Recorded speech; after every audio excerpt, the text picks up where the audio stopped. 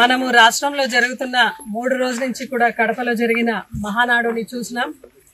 రాష్ట్రమంతా ఆంధ్రప్రదేశ్ రాష్ట్రమంతా కూడా చూసినాం. 3 రోజులు కూడా ప్రతిరోజు మనం చూసినాం. ప్రజలందరూ కూడా వెయిట్ చేశారు. సూపర్ 6 హామీలు ఏదైతే ప్రకటించినారో చంద్రబాబు నాయుడు గారు అలాగే కూటమి ప్రభుత్వం ఎప్పుడు రిలీజ్ చేశారు ఆ సంక్షేమ పథకాలని డేట్ చెప్తారని మేమందరూ కూడా వెయిట్ చేసినాం. అయితే 3 రోజులు కూడా గత ప్రభుత్వం జగన్మోహన్ రెడ్డి గారు వైఎస్ఆర్సీపీ పార్టీ ఇది తప్ప ఇంకేది కూడా అసలు మాట్లాడిన పరిస్థితి అక్కడ కనపడలేదు. ఈరోజు కూటమి ప్రభుత్వాన్ని ఒకటే మాట అడుగుతున్నాను. జనాలు ప్రజలందరూ కూడా మీకు ఎలక్షన్ లో క్లియర్ మ్యాండేట్ ఇచ్చినారు. ఇప్పుడు జరుగుతూ ఉండేది మీ ప్రభుత్వం. మీరు సూపర్ 6 హామీ అనేది ఇచ్చినారు. ఈ సూపర్ 6 హామీని ఎప్పుడు అమలు చేస్తారనేది ఒక్క విషయం కూడా మీరు మహానాడు ద్వారా ప్రజలందరికీ కూడా చెప్పలేకపోయినారు. సంవత్సరం గడిచినా కూడా ఇంకా ప్రజలందరికీ కూడా ఒక్క సిలిండరే అందింది. 3 ఫ్రీ సిలిండర్ అన్నారు, ఒక్క సిలిండర్ అందింది. ఫ్రీ బస్ కోసము ప్రజలందరూ కూడా వెయిట్ చేస్తున్నారు. కనీసం ఆ ఫ్రీ బస్సు ఎప్పుడు ఎక్కడి నుంచి ఎలాగా అనే డేట్ కూడా మీరు చెప్పలేకపోయినారు. ఈ యొక్క ఆంధ్రప్రదేశ్ రాష్ట్రంలో చాలా మంది బీసీలు ఉన్నారు. బీసీలకు ఎప్పుడు పెన్షన్ ఇస్తారని కూడా మీరు చెప్పలేకపోయినారు. అదే విధంగా అమ్మఒడి మీరు ఎప్పుడు రిలీజ్ చేశారని చెప్పలేకపోయినారు. రైతు భరోసా ద్వారా రైతులందరినీ కూడా, ఎందుకంటే రైతు ఎంత నష్టపోతున్నాడు ప్రతి పంటలో అని మీరు చూస్తున్నారు. ఇన్పుట్ సబ్సిడీ లేదు, ఇన్సూరెన్స్ లేదు. అదే విధంగా రైతు భరోసా కూడా ఎప్పుడు మీరు ప్రవేశం పెట్టారనే డేట్ కూడా మీరు ప్రకటించలేదు. అంటే ఎక్కడ ప్రజలందరూ కూడా మీ పైన తిరుగుబాటు చేస్తారని చెప్పి డైవర్షన్ పాలిటిక్స్ లో భాగంగా కడపలో మహానాడు జరిపించిన పరిస్థితి ప్రజలందరూ చూస్తున్నారు. ప్రజలందరికీ కూడా అర్థమైంది. కడపలో మీరు మహానాడు చేస్తూ డాక్టర్ రాజశేఖర్ రెడ్డి గారి విగ్రహానికి మీరు ఆ ఎల్లో పాంప్లెట్లు కడుతూ అదే విధంగా బ్యానర్స్ అందరూ కూడా కట్టిన పరిస్థితి అందరూ కూడా చూస్తున్నారు. టీడీపీ వాళ్లకు ఒకటే మాట చెప్తున్నాం, పరిస్థితులు ఎప్పుడు ఇలాగే ఉండవు. అధికారం అనేది శాశ్వతం కాదు. ఈరోజు మీరు నేర్చున్నారు, రేపు కూడా ఒక కార్యకర్తపై మీ ఇంటి పైన కూడా వైఎస్ఆర్సీపీ జెండా కట్టే పరిస్థితి మీరే నేర్పించినారని కూడా ఈ సభాముఖేన తెలియజేసుకుంటున్నాను. అదేవిధంగా ఈరోజు గోరెంట్ల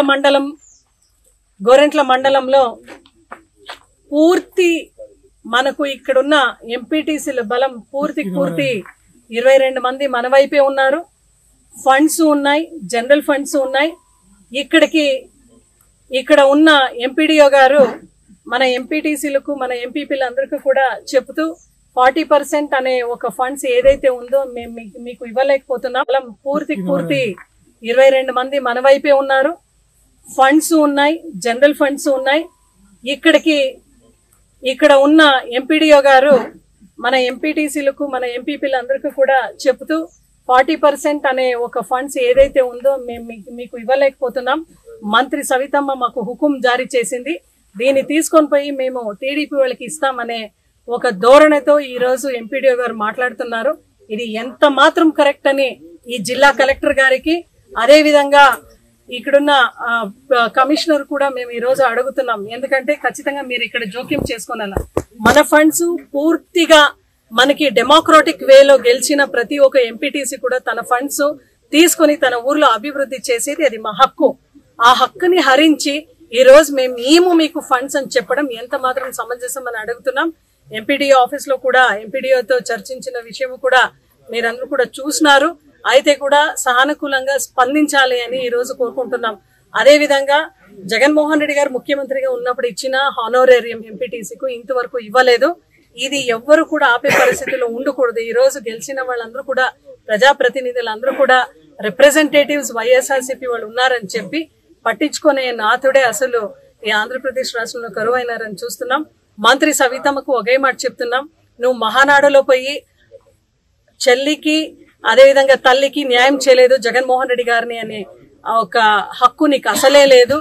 చెల్లి గురించి తల్లి గురించి మాట్లాడే హక్కు అసలు నీకు లేదు. ఎందుకంటే నువ్వు ఇచ్చిన అఫిడేవిట్ లో ఏదైతే ఎలక్షన్ లో అఫిడేవిట్ ఇచ్చినావో దాంట్లో మీ సొంత మదర్ కు నీకు కేసులు పడినాయి అనేది కూడా నువ్వే రాసినావు, మేమేం చెప్పలేదు. నువ్వే ఆ అఫిడేవిట్ లో చూపించినావు. మళ్ళీ ఏ రోజన్నా మిమ్మల్ని అడిగినావా అమ్మ తల్లి సవిత, నేను అడిగినావా ఎందుకు మీ తల్లిని నువ్వు చూసుకోవడం లేదు, నీకు నీ తల్లికి ఎందుకు పడట్లేదు అని మొత్తం పెనుగొండకి తెలిసింది. అయితే ఎప్పుడు కూడా నీకు అడగలేదు. జగన్మోహన్ రెడ్డి గారి గురించి మాట్లాడే ఒక అర్హత నీకు అసలే లేదు. ఈ వైఎస్ఆర్సీపీ పార్టీ ఎవరికో వెన్నుపోటు పొడిచి ఒక పుట్టిన పార్టీ కాదు. జగన్మోహన్ రెడ్డి గారు స్వంత కష్టంతో కట్టిన పార్టీ, నమ్మకంతో కట్టిన పార్టీ. దానికోసమే ఈ రోజు సంక్షేమ సామ్రాట్, అభివృద్ధి సామ్రాట్ అని జగన్మోహన్ రెడ్డి గారిని అందరూ కూడా పేర్కొంటారు. ఇటువంటి ఇంకొక మాట ఎక్కడన్నా నువ్వు జగన్మోహన్ రెడ్డి గారి గురించి మాట్లాడితే మళ్ళా నీ పర్సనల్ గా గురించి మాట్లాడేకి మేము వైఎస్ఆర్సీపీ పార్టీ వాళ్ళు ఎక్కడ కూడా వెనకపడము, వెనకడుగు వేయము అనేది కూడా నీకు సవినయంగా తెలియజేసుకుంటున్నాం. అదే విధంగా ఈ రోజు మా ఎంపీటీసీలకు, ఎంపీపీ గోరెంట్ల మండలం జరుగుతున్న అన్యాయానికి ప్రత్యక్షంగా నువ్వే దీని బాధ్యత తీసుకుంటూ ఆ ఫండ్స్ రిలీజ్ చేసి ఎక్కడెక్కడ మన వాళ్ళు పనిచేయాలా సానుకూలంగా స్పందిస్తే ఓకే. లేదంటే మంత్రి సవితమ్మ పైన, అదే విధంగా టీడీపీ లీడర్స్ పైన, అదే విధంగా ఎంపీడీఓ పైన కూడా మేము పెద్ద ఎత్తున పోరాటం